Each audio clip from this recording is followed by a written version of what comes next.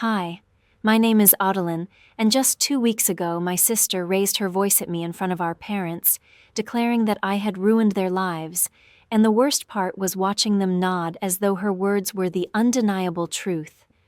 I didn't scream back. I didn't let myself cry. I simply turned away and walked out, carrying nothing but my bag and the kind of silence that can weigh more than any insult ever could. But then this morning, I opened my eyes to see 14 missed calls lighting up my phone, and suddenly they were the ones saying they needed me. So I ask myself, what exactly changed? What shifted so suddenly that after years of being invisible, I was now necessary? And before we sink deeper into that story, I want you to tell me what time it is, where you are, and where you're listening from, because I read every comment, and perhaps you too have known the feeling of being erased until the very moment when those who cast you aside realized they could not manage without the one they had so easily discarded. That night was already heavy with darkness pressing against the windows, but the atmosphere inside the house felt even thicker, like breathing through weighted air. Seraphine, my sister, sat with perfect posture on the edge of the family's oversized cream sectional, her ring light burning bright and framing her face like a carefully manufactured halo, while she wrapped up a live stream, smiling sweetly, as she announced to her audience that she had just crossed 50,000 followers on social media. My parents were settled nearby, their eyes fixed on her with the kind of pride you would expect at a graduation ceremony, nodding along as if she had just been handed a doctorate, while I remained in the doorway between the kitchen and the living room, clutching a chipped mug of tea I had already reheated twice, its lukewarm weight a small anchor in my hands. In the last hour, not a single person had spoken my name, but I wasn't shocked by that silence, because I had long ago mastered the art of blending into the edges of the room until I might as well have been wallpaper, and sometimes I caught myself wondering if the walls noticed my presence more than the people who lived in that house ever did. And then it happened, that subtle but cutting shift when the laptop screen flickered, breaking the false serenity of the moment, and Seraphine's carefully curated voice climbed half an octave higher, her tone snapping like a whip through the air, and in that instant I felt the invisible weight of every dismissal I had ever endured crash into me all over again. "Oh my God, not now!" Seraphine snapped, her carefully constructed smile vanishing as her voice sliced through the room with a sharpness that felt almost physical, and I stood frozen as she demanded to know why everything always seemed to fall apart whenever I was present, her accusation hanging in the air like a blade aimed directly at me. I blinked in shock, unable to process the sudden venom in her tone, but she didn't stop, her voice climbing louder, harsher, as she declared that simply by breathing I unsettled her, that I ruined her energy, her vibe, as if my very existence was an interruption to her perfect world. I glanced around, waiting for someone to acknowledge how absurd those words were, hoping for even the smallest sign of defense or support. But instead, my mother rose with a slow, deliberate calm, brushing imaginary lint from her lap as though preparing for a performance. She looked at me with that same measured detachment she always carried and said Seraphine wasn't wrong, that every time something good came into our lives, I found a way to spoil it. And then the final blow landed, as she added that I had not only destroyed Seraphine's happiness, but had ruined theirs as well. My father didn't join the attack, but his silence was no less punishing. He pressed the bridge of his nose between his fingers as if this scene were too familiar, too exhausting, and perhaps beneath his notice, as though defending me would have been more of a burden than simply letting their words stand unchallenged. I felt the heat rise up my neck, my face burning with the sting of humiliation, yet still I refused to shout, I refused to weep, I refused even to offer a single word of defense, because in that moment I understood the futility of it all. Instead, I turned on my heel and walked down the narrow hallway toward the guest bedroom, the one they had reluctantly allowed me to use while I tried to sort out my life. And I pushed the door closed, though it caught and stuck against the frame, before giving way at last, The stale carpet smelled faintly of dust and air freshener long past its usefulness, a scent of neglect that matched the hollow ache in my chest, and I moved through the room with mechanical precision, gathering the few essentials I thought I might need, and slipping them into a backpack I hadn't touched since my college days, the zipper groaning in protest, as if it too knew I was leaving behind more than just clothes. I didn't take anything that carried memory with me, nothing sentimental. No framed photographs or birthday cards, no old letters tucked away in corners, because I had stopped writing those long ago when it became clear that no one ever cared enough to read them, and within 15 minutes I was walking out the door with only the barest essentials stuffed into my bag. No one bothered to ask where I was headed, no one cared enough to wonder if I would return, and outside the house, the street was steeped in that uncanny quiet that follows an argument where words have cut sharper than fists could ever manage. I moved quickly, 2 blocks down to the gas station where the fluorescent lights hummed in their tired rhythm, the glow casting a strange kind of emptiness across the cracked pavement, and there I bought a granola bar and a bottle of water, not out of any true hunger, but simply out of habit, as if going through the motions might steady me. At the counter, I asked the clerk if the bus was still running, and without lifting his eyes, he muttered that the last one would come in 8 minutes if the driver was on time.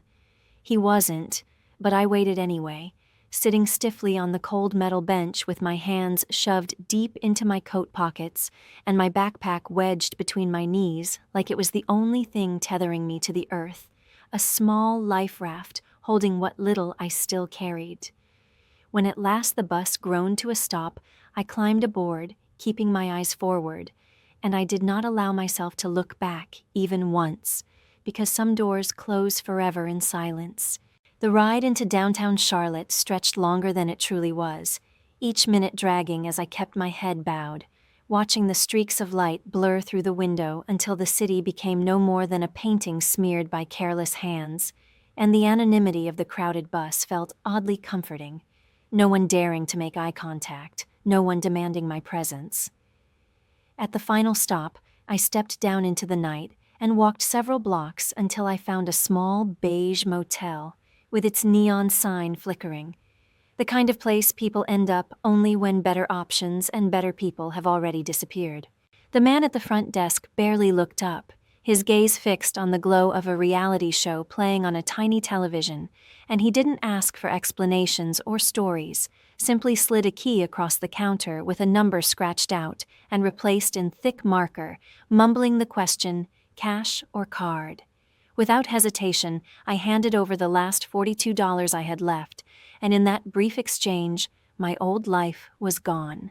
The room reeked of stale cigarettes and cleaning fluid that failed to cover anything, a tired combination of scents that clung to the walls as if they had lived there for decades, and I dropped my backpack near the foot of the bed before lowering myself onto the edge of the mattress, which groaned beneath me with a long creak that sounded far too loud in the stillness. I didn't change out of my clothes. I didn't let myself cry. I simply lay back and stared upward at the ceiling, where a large water stain spread like a Rorschach test, and depending on the tilt of my head, it looked either like a shattered heart or a star that had long since burned out. On the nightstand, my phone lay face down, a silent weight that hadn't made a sound since I left. No desperate messages begging me to return, no calls wondering where I was, no voice asking me to come home, only a heavy silence that confirmed what I had already known, and then, against all expectation, it vibrated once, the sound small but startling in the quiet, and I picked it up with equal parts hope and numbness, only to find not a message from them, but a cold notification. It was a reminder that a Mother's Day gift I had sent 2 years earlier still sat unopened. The box I had wrapped myself, lined with tissue paper, holding the silk handkerchiefs I had monogrammed with her initials. She had never unwrapped it, never looked at what I had carefully chosen, and in that unopened box I saw the truth of what they had done to me. They had never opened me either.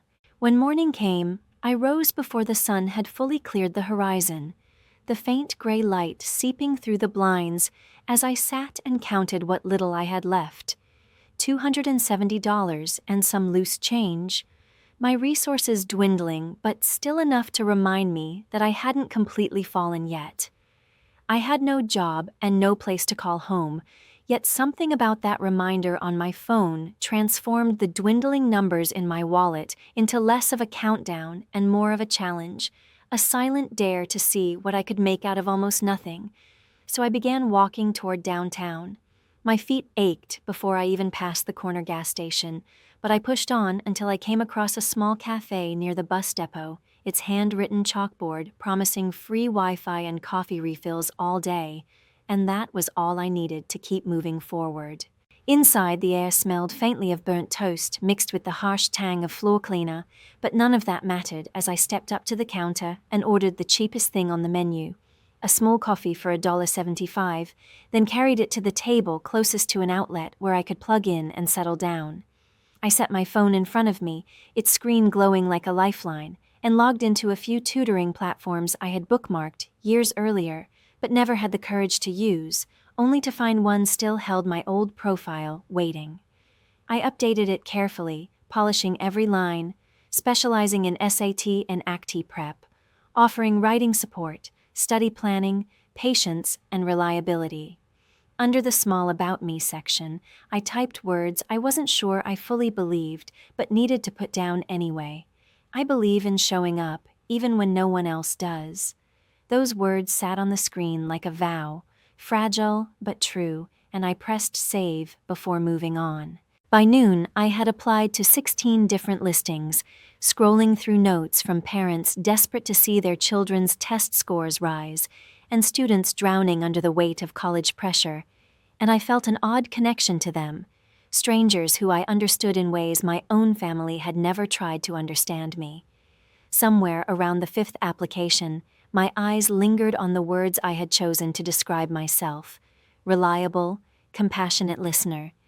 And for the first time in a long while, I let myself pause and feel what those words meant.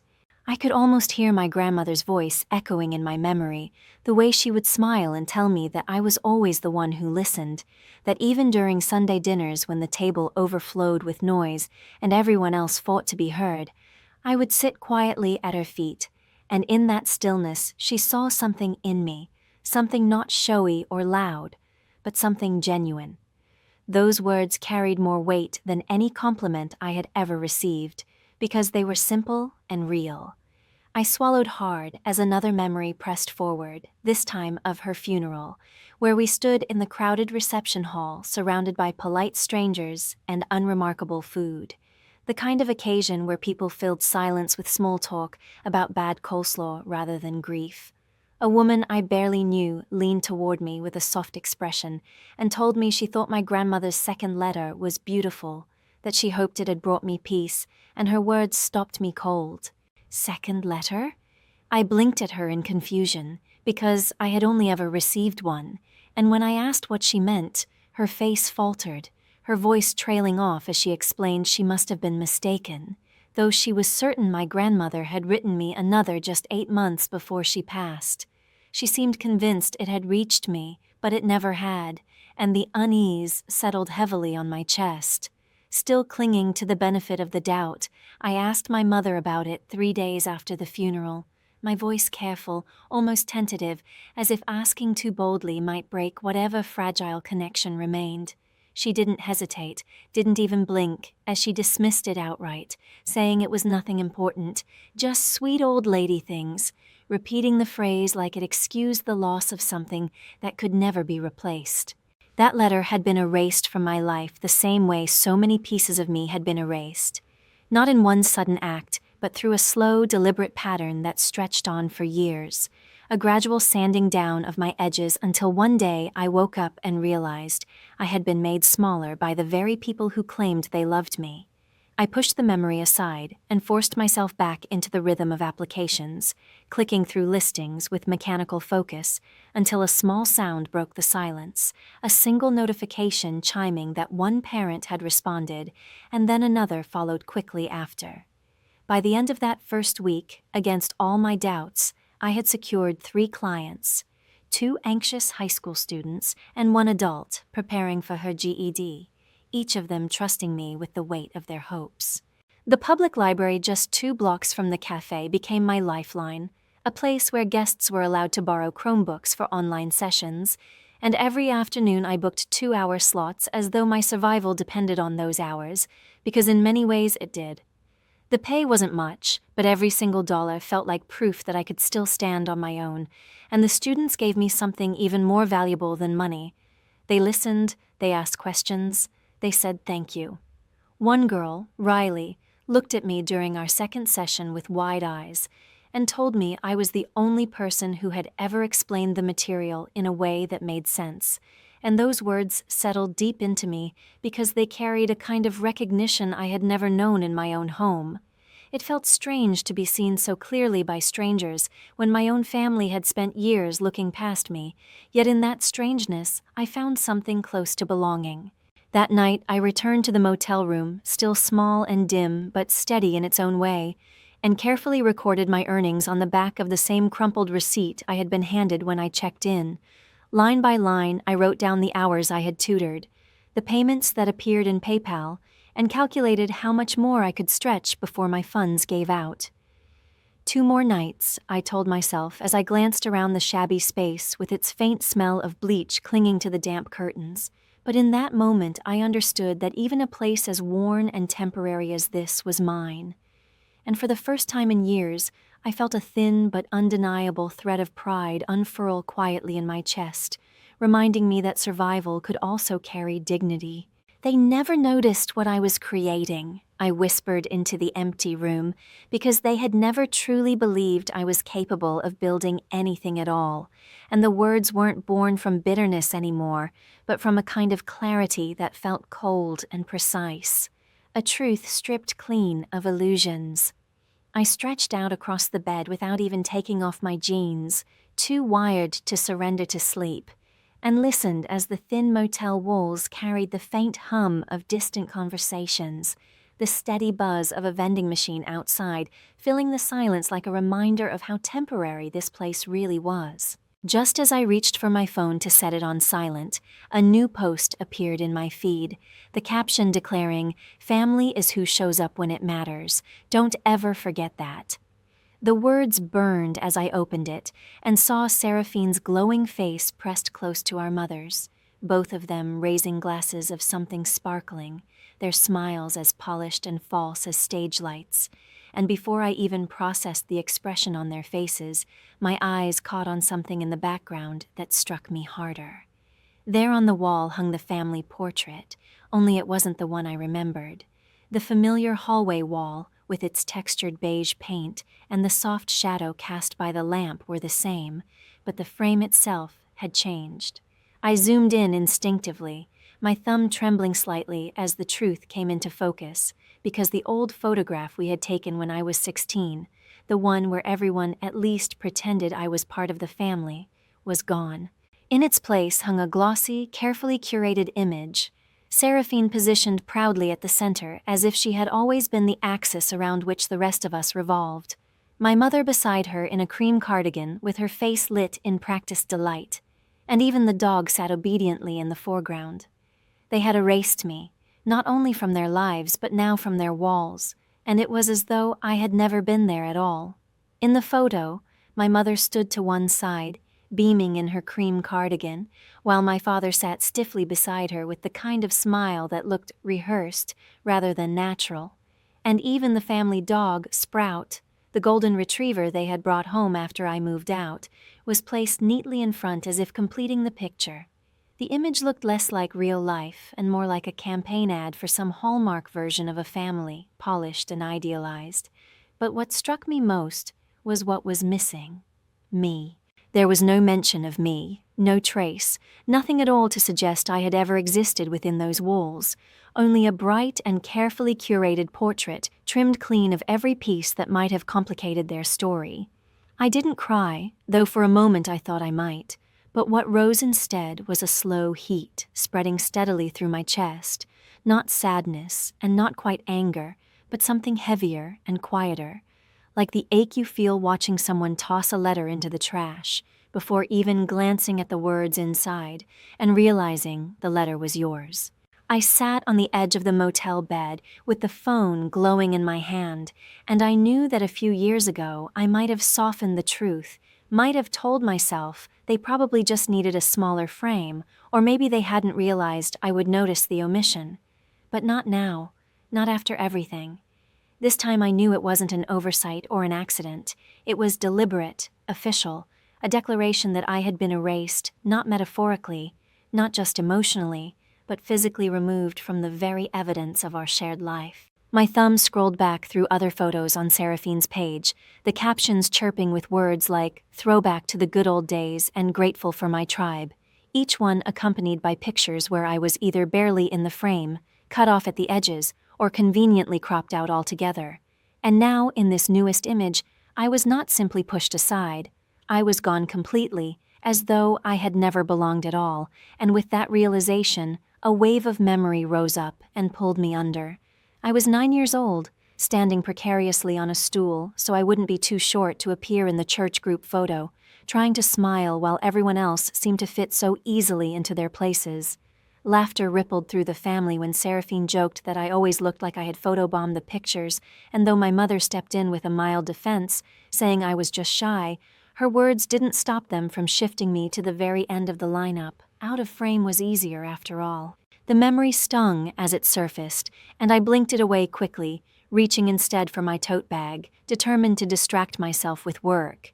I busied my hands by sorting through tutoring inquiries, answering messages from new students, and filtering out requests, the kind of mindless but necessary labor that dulled the ache sitting in my chest. Yet even that thin sense of purpose faltered when I clicked open the spam folder. There, tucked away where I nearly missed it, was a subject line that made my stomach clench.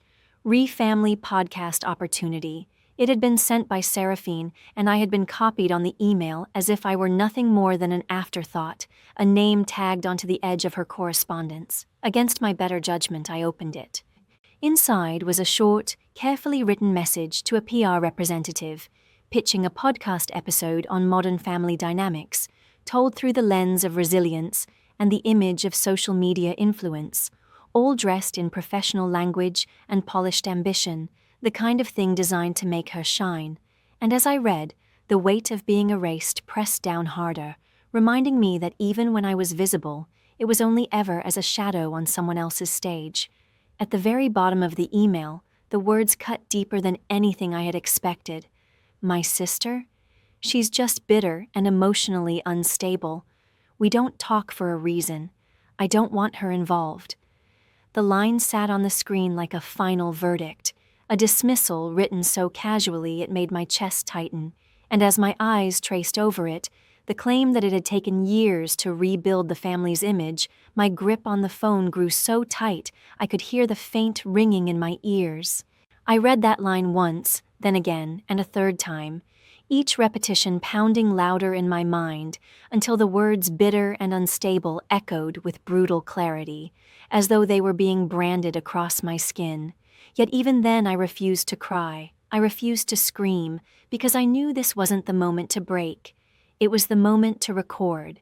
So I lifted my phone, took a screenshot, then another, and the next morning at the library I printed the email and taped it to the motel wall right beside my grandmother's letter. The 2 pages sat together like opposing testaments. One, a quiet note of belief that I was capable of building something meaningful. The other, a cold rejection that insisted I didn't matter enough to even be seen. And the contrast between them sharpened into a truth I could no longer ignore. With a pen in hand, I opened the motel notepad and began mapping everything out, scribbling down dates and comments, memories of every dismissal and every cutting remark, tracing the long pattern of erasure that had always been there but had finally revealed itself in writing. It didn't feel like pettiness anymore. It felt necessary, like a record that demanded to exist, proof that my silence had never been the absence of truth. And just as I committed myself to that work, life nudged forward. A message arrived later that week from a Dallas-based SAT prep group, telling me they had reviewed my profile and wanted to bring me on for virtual sessions, the kind of opportunity that felt like the first real crack of light in the long shadow my family had left behind. $75 per student. It was a figure I hadn't seen in years, a sum that suddenly stretched wide with possibility, enough to pull me out of survival mode where dollar coffee and stubborn hope had been my only fuel. I accepted the offer without celebration, no jumping up in relief, no triumphant smile, only a quiet, steady satisfaction that didn't need to be performed because it was real, because it belonged to me alone. By Friday evening, I held enough to secure a small room in a shared apartment a few miles from downtown. Not a palace by any means, but a place with a door that locked and no neon lights buzzing outside my window. I sat on the new bed that night, the email still glowing on my phone as my thumb traced its edge, and I realized I wasn't angry anymore. Anger had burned itself out. What remained was something sharper, a wakefulness I hadn't known before, and I understood then that being awake was very different from simply surviving. The thought settled in quietly, almost peaceful, until a sudden knock at the motel door startled me upright. The sound was sharp, then hesitant, like whoever stood outside wasn't certain they should be there. I rose slowly, crossed the room, and pulled the door open, bracing myself without knowing why. And there she was, Milas, my former best friend, standing in the hallway with her face thinner than I remembered, her eyes carrying exhaustion I didn't yet understand. She held something close, wrapped in an old dish towel as though it had been hidden away for too long, her hands trembling around it. "Oh, Dylan," she said softly, her voice hesitant but steady enough to pierce the silence between us. "They told me you were in trouble. I didn't believe them, not until I found this." I stepped aside to let Milas in, though she lingered in the doorway as if crossing that threshold meant betraying someone, her hesitation clinging to the air between us. In her hands, she carried a small envelope, the kind I used to buy in bulk from that little stationery shop near the library, and when she extended it toward me, my breath caught. My name was written across the front in my own rounded handwriting, the softer script I hadn't used in months, and the sight of it made my chest tighten until it ached. "It's still sealed," she whispered, her voice trembling like she already knew the weight of what she was handing over. "Oh, Dylan, I found it in your mom's desk, under a stack of expired coupons," she added quickly, as though confessing a crime, but I couldn't make myself reach for it. I only stared, frozen, as if taking it would shatter whatever fragile wall I had built around myself. She set it gently on the little table beside the microwave, her movements careful, almost reverent. "I wasn't snooping," she explained, her voice low. "I was dropping off something for Seraphine, and Verena had me waiting in the kitchen. It was just there, sitting like it meant nothing. At last I picked it up, my fingers brushing against the unbroken flap. The envelope wasn't torn or wrinkled. It looked exactly as it had the day I carried it to the mailbox nearly a year ago, meant as a gift for my mother's birthday. I had scraped together what little I had to load a gift card to her favorite cafe and tucked it inside along with a letter written on soft pink paper. Words about second chances, about trying again, about the possibility of healing what was broken. But she had never opened it. The truth of that lay heavy in my hands, heavier than the envelope itself. Milas sank into the chair across from me, her shoulders folding in on themselves, her mouth parting as though she wanted to say more, but the words never came. She only watched me, waiting, while the silence filled the space between us. I slipped a fingernail beneath the flap of the envelope, the seal lifting without resistance, and drew out the card along with the folded sheet of soft pink paper inside. When I opened it, the words stared back at me in my own hand. "Mom, if there's still a space in your heart for me, I'd like to sit there again. I'm not asking for everything, just a callback. I miss our Tuesday talks. I miss you. Love, Odellin." I read it once, then again, letting the lines sink in, and afterward I folded the paper carefully, as if the tenderness of my own words might shatter if I wasn't gentle. But I didn't speak, because there was nothing to say. Even the words I had once mailed with hope hadn't been worth opening to them, not worth discarding or treasuring, only buried beneath a pile of expired coupons like a worthless scratch-off that hadn't won. The silence stretched until Milas finally broke it, her voice low but steady as she said, "That wasn't all I found."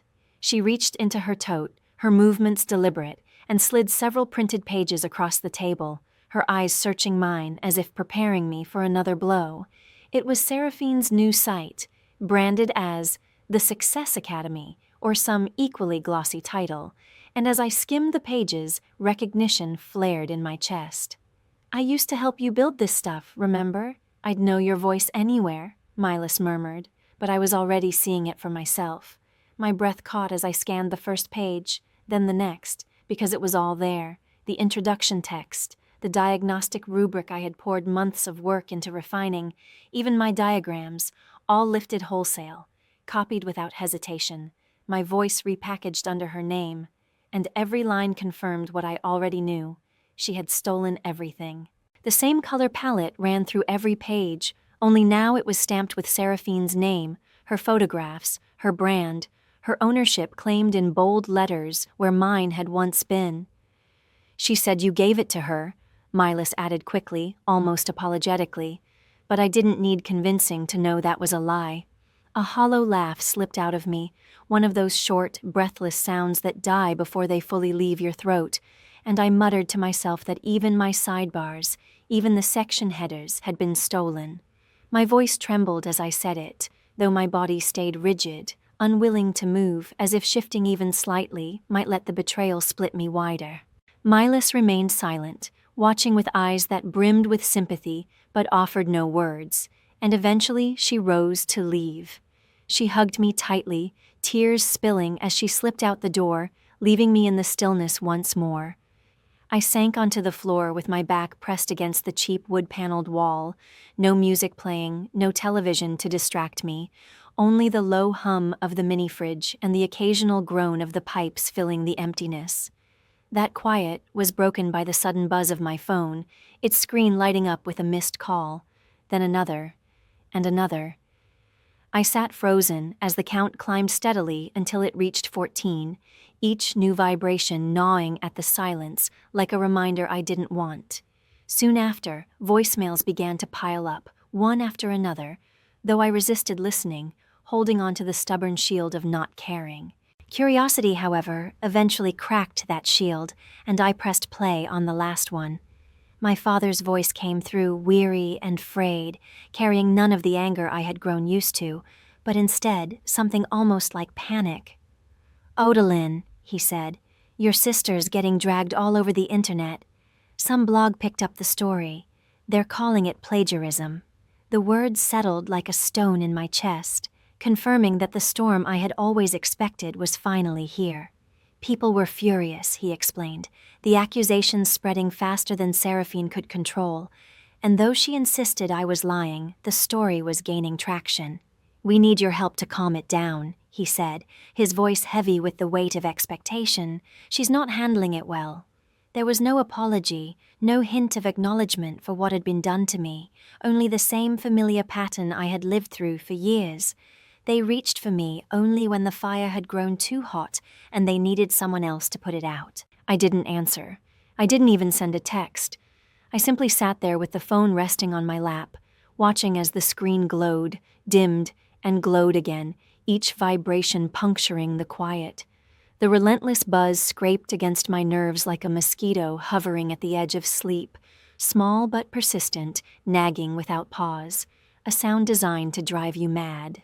"They only ever call," I whispered to the silence around me, "when I can fix what they broke."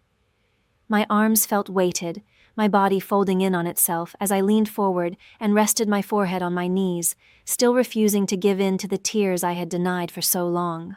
What I felt now wasn't the sharp release of crying. It was slower, heavier, a sadness that settled like lead in my chest.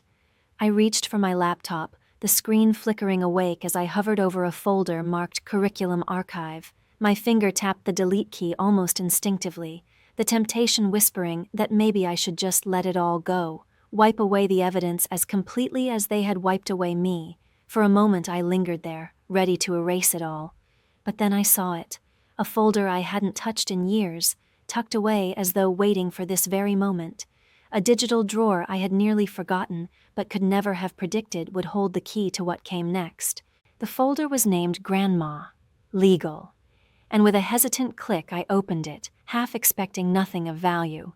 Inside was a single scan I had almost forgotten uploading, an image file labeled Will O'Dellin, and when I opened it, the breath caught in my throat. There it was, clear as day, my grandmother's looping signature, her handwriting that I could recognize anywhere, steady and deliberate even in its final years.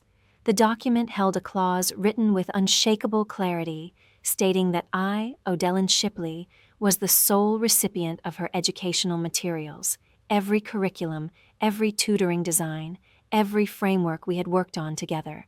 It declared me the rightful heir to the very work Seraphine had stolen and rebranded, proof that could no longer be denied.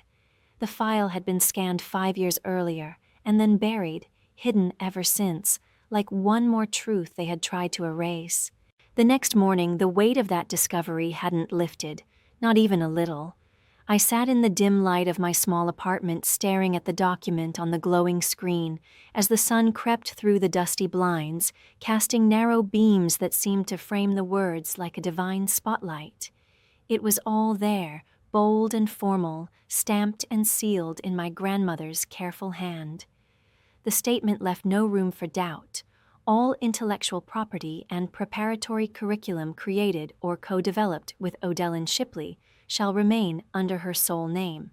She had protected me in the one way she could, quietly but with legal certainty, ensuring that her belief in me would survive even when no one else cared. And my mother, faced with this truth, had ignored it completely, as though the words carried no weight at all. I sipped at the lukewarm coffee in a chipped mug, my mind racing even as the bitter taste clung to my tongue. And before I could process the mix of anger and vindication that filled me, my phone buzzed again, pulling me back into the present. Another voicemail arrived, the second that morning, and though I didn't want to hear it, my thumb hovered above the play button as if curiosity had already decided for me. I was spiraling anyway, so what was one more turn down a road I already knew too well? Verina's voice spilled through the speaker, softer than usual, carrying a tone that tried to sound fragile. "O'Dellin, please. You can't just let the family fall apart. Your sister's career is hanging by a thread." She said the family, but I knew she didn't mean all of us. She meant them. Them. The ones who had replaced my face in photographs, who had taken my letters and left them buried in drawers like scraps of garbage, who erased me so thoroughly that now they dared to call their panic my responsibility. And before I could shake the sound of her voice, another message followed, this time from Seraphine herself, her words trembling with desperation, but sharpened by blame. "You're just bitter. You've always been bitter. We gave you everything, and this is how you repay us?" I could picture her pacing in some pristine room, mascara running down her cheeks as she collapsed into her own performance of grief, casting me once again as the villain in her story. "We gave you everything," she repeated, and I nearly laughed at the absurdity of it. What a cruel joke, to give nothing and call it generosity. I whispered into the silence around me, the words steady and cold. "You erased me and still expect me to be your savior." My hands didn't tremble as I moved to the printer. There was no drama, no tears, only clarity as I pressed print on my grandmother's will and let the paper slide out, the ink forming proof that their erasure had not been complete.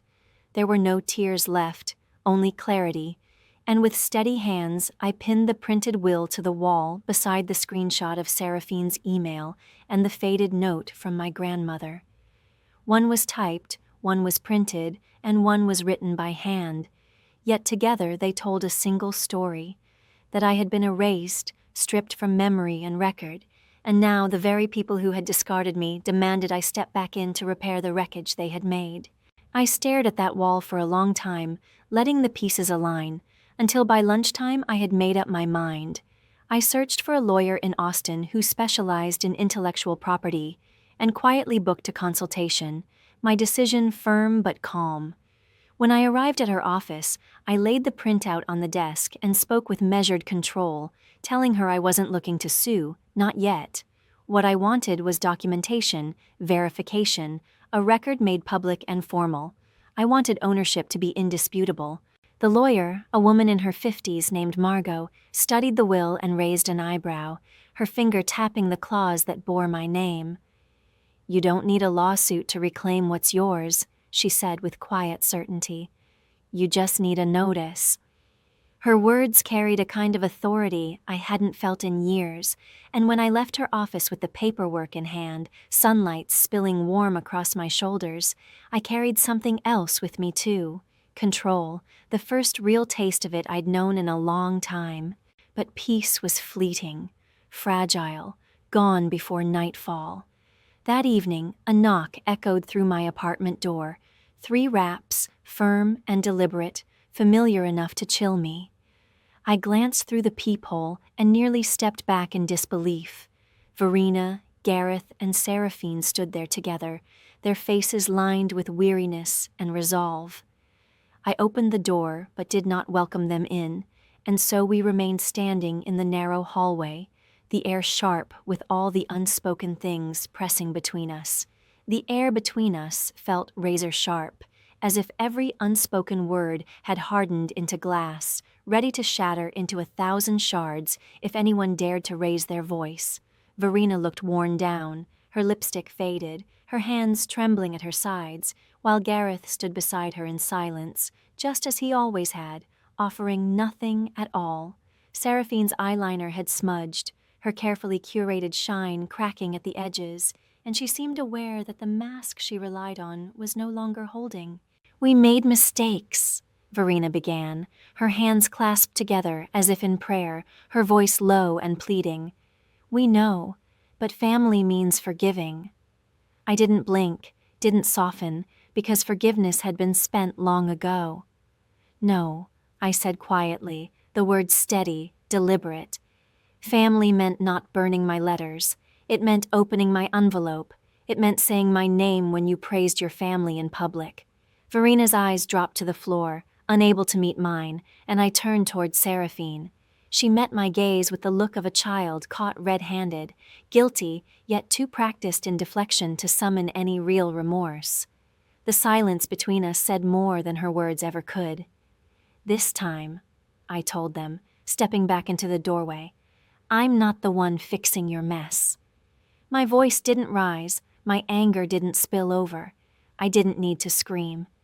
I closed the door with a quiet click and turned the lock, a sound sharper than any argument could have been, final in its simplicity. Later that night, after showering away the tension that clung to my skin, I poured myself a cup of chamomile tea, its steam curling into the dim light. I settled into the stillness and opened my email, only to freeze as the subject line staring back at me shattered the fragile calm I had tried to reclaim. A bold red banner glared across my screen. "Your professional site has been flagged and temporarily suspended due to multiple copyright violation claims." My breath caught as I clicked the details, my stomach knotting tighter with each line. Someone, hiding behind an anonymous IP, had filed claims against my own curriculum. They hadn't come at me with accusations or insults this time. They came armed with paperwork. It was another attempt to erase me, but now I was ready. By the time morning arrived, the sky outside had already settled into a dull gray, the kind of light that feels less like hope and more like weight pressing down. I reached for my phone, expecting the usual stream of tutoring emails or reminders, but instead another red flag banner flashed across the screen. "Your website has been temporarily suspended due to a reported copyright violation." I sat upright, my heart racing, though my hands stayed steady, refusing to shake. Almost immediately, a second notification followed, then a third, each one marked urgent, each one stamped with the same phrase, "Copyright claim, review pending." At first, I tried to believe it was some glitch, an automated mistake, maybe even a bot scraping the system. But when I clicked deeper into the details, the truth struck cold. The complaint read, "Proprietary content in use without consent." There was no name attached, no clear sender, just a trail of numbers and letters from an anonymized IP. But before panic could take hold, my phone buzzed again. It was Margot, my attorney, already ahead of me. Within the hour, her calm voice carried through the line with the kind of certainty I clung to, proof that I wasn't fighting blind anymore. "It traces back to Seraphine's branding agency," Margot said flatly, her voice leaving no room for doubt. "It's not a coincidence." I didn't scream, and I didn't cry. Instead, I inhaled deeply, opened a fresh folder on my laptop, and began. One by one, I gathered screenshots of every page, every time-stamped lesson, every outline, and every diagram I had created, building a record that spoke louder than outrage ever could.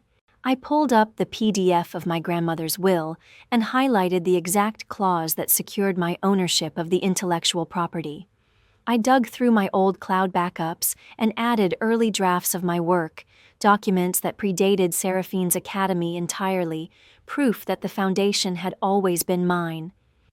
I wrote the counterclaim with the calmness of someone who had nothing left to prove, my words measured and precise. "I don't scream anymore," I typed quietly to myself as I organized the files. "I document."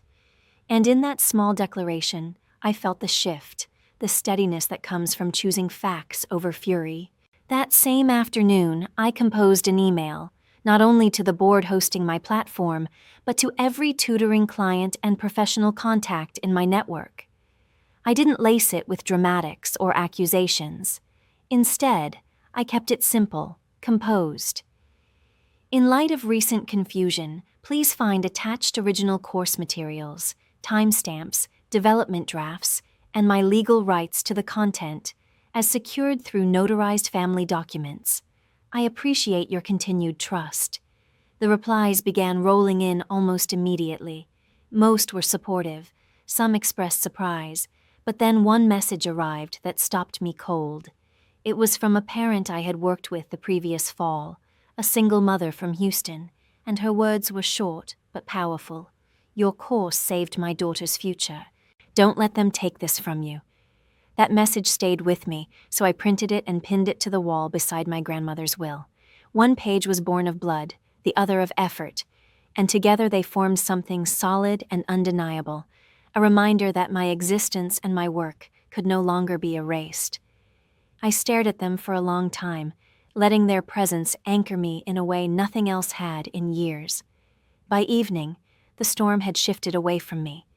Seraphine tried to get ahead of the whispers, posting a cryptic update on her main page with a tone that dripped with performance. People love to take credit once the hard work's done. Funny how that works, but the internet wasn't so quick to believe her narrative this time, and within an hour, cracks in her carefully constructed image began to spread. Screenshots appeared almost immediately, leaked by someone on the inside, maybe an intern she had tossed aside without thought. They showed timestamps, chat logs, and even early Canva templates, every piece of evidence linking directly back to me and dating further back than her brand had even existed. The weight of the proof was undeniable, and soon the comment section beneath her post turned hostile. Strangers wrote things like, "This looks like a textbook case of erasure," and "Why isn't Odellin credited anywhere?" Y'all believe the family brand too easily. For once, I didn't feel the need to defend myself. The truth was finally loud on its own. I sat quietly on my worn couch, a cup of peppermint tea warming my hands, legs curled beneath me as the laptop glowed in the dim light. For the first time in years, I didn't feel small or overlooked. I felt steady, still, and strong. Just after 10 that night, my phone rang, and Margot's name lit up the screen. Her voice was careful, deliberate, almost rehearsed. "Odellin," she said softly, "I don't want you to panic." I paused, exhaled slowly, and let my heartbeat steady into a calm rhythm before whispering back, "Tell me." "Seraphine's team just filed an emergency injunction," Margot said, her tone flat but edged with weight. "They're trying to block your site permanently, and—" She hesitated, letting the pause linger before finishing. "Your name is now being dragged through a Reddit thread that's gaining serious traction." So this was their last move, not a conversation, not an apology, but an ambush. I set my mug down carefully and let my eyes drift toward the papers on the wall. This was no longer private, no longer a family matter swept into corners. It had spilled into the public, and now it was war. The next morning, I refused to let panic rush me. I moved through my routine slowly, deliberately, making coffee, listening to the kettle hiss and breathe, cracking the window just enough to let the bite of cold air sting me awake. I reminded myself that even when the world demanded urgency, I could choose my own pace. Only after I felt steady did I open my laptop, and there it was, waiting at the top of my inbox, a subject line that carried the weight of everything to come. Formal injunction filed. Cease and desist pending court review. Margot had warned me this was coming, but seeing the words in black and white still jarred something loose inside me. The email wasn't just a legal challenge, it was a deliberate attempt to silence and erase me, to bury the work I had built piece by piece. I stared at the lines on the screen until the letters seemed to blur, but the meaning was clear. They weren't after negotiation, they were after elimination. Beneath the message sat the attached injunction, and when I opened it, the weight doubled. My name, my course, my students, all listed as though they were evidence in a crime, as though teaching and creating could be treated like theft. The document was cold and clinical, but I felt something fierce rising beneath my ribs because what they had meant as an ending I was ready to turn into a beginning. Everything had been temporarily frozen, and almost at the same time a viral Reddit thread was sent my way. At first I resisted opening it, but curiosity, or maybe defiance, pulled me in. The post read, "My sister stole everything from me and turned our family against me," signed under a generic username. But the phrasing was unmistakable, the tone a signature I knew too well. It was Seraphine's voice, dressed in anonymity. The thread reframed the story entirely, painting her as the victim while casting me as the bitter, jealous sister bent on revenge. The comments were merciless.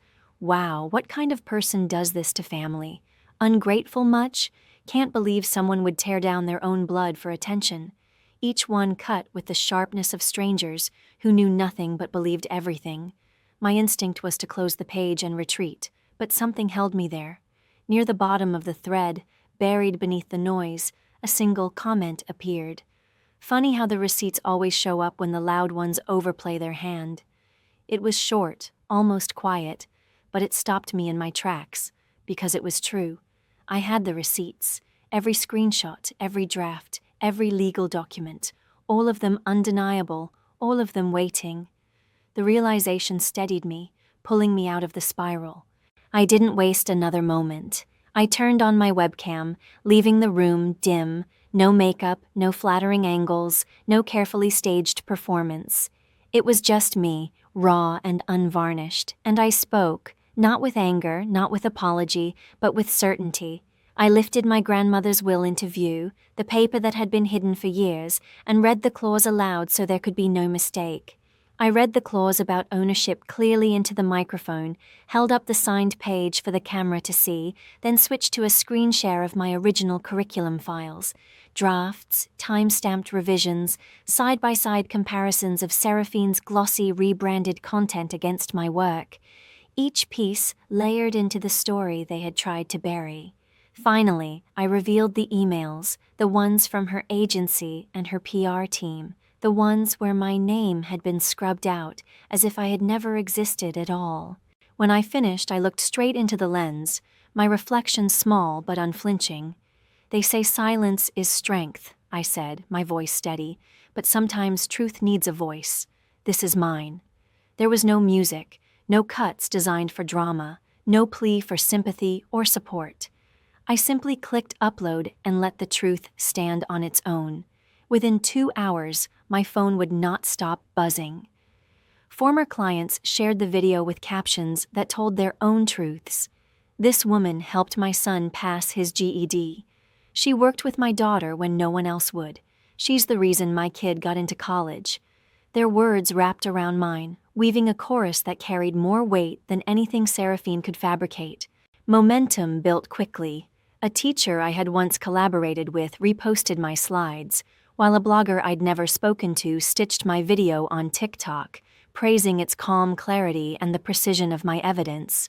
Even the Reddit moderators stepped in, labeling Seraphine's original thread a misrepresentation and locking the comments, leaving her accusations suspended in silence while my receipts spoke for themselves.